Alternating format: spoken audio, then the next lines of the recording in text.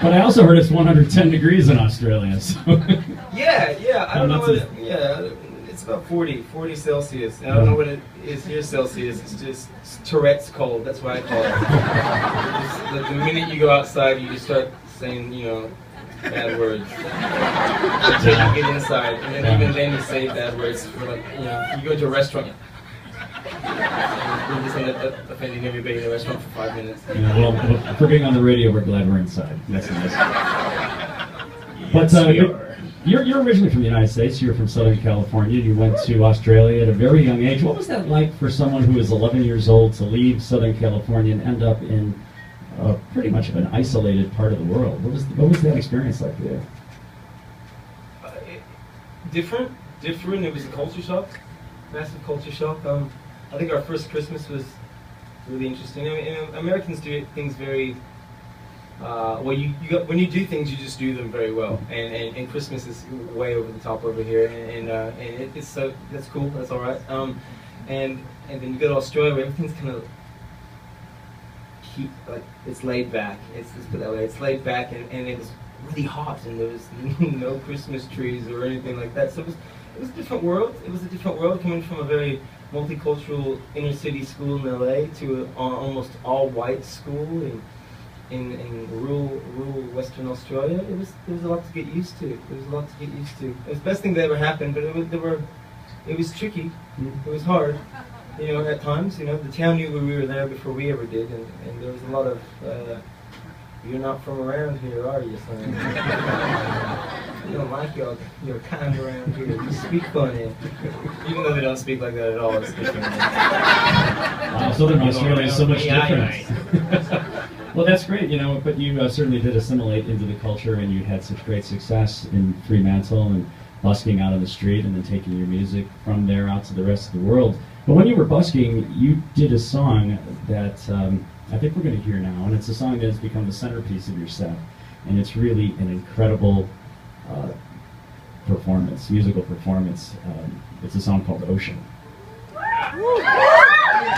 Yes, I agree, yes. I don't know what to say to that, but yes. Well, I think that kind of says it, but man, you've been playing that song for many, many years. There's a video up on YouTube of you performing it in a studio in Australia, your studio, that has like millions and millions and millions of hits. And I was watching it this morning after watching you perform it last night, where sonically in the Vic, it was just blowing us all away. It's totally mind-blowing. But to see you play it and watch your fingering and everything like that on close-up, it was nice, and that's why we're so happy you're going to play it for us right now.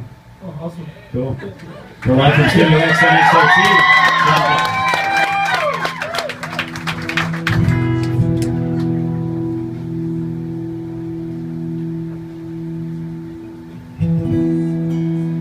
Yeah, a little insight, I guess. This song's a good friend of mine.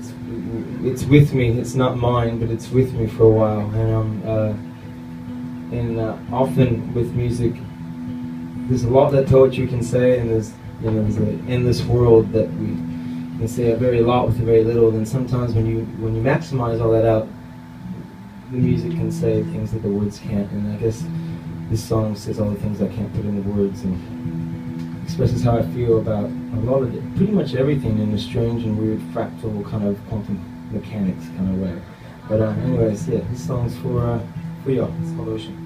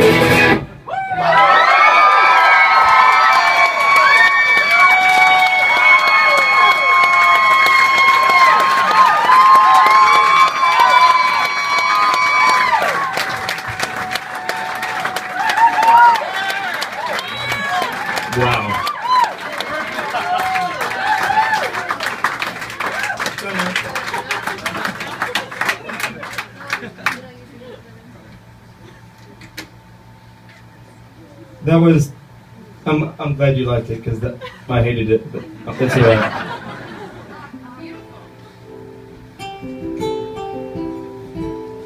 Wow. Okay. Well, back in the room.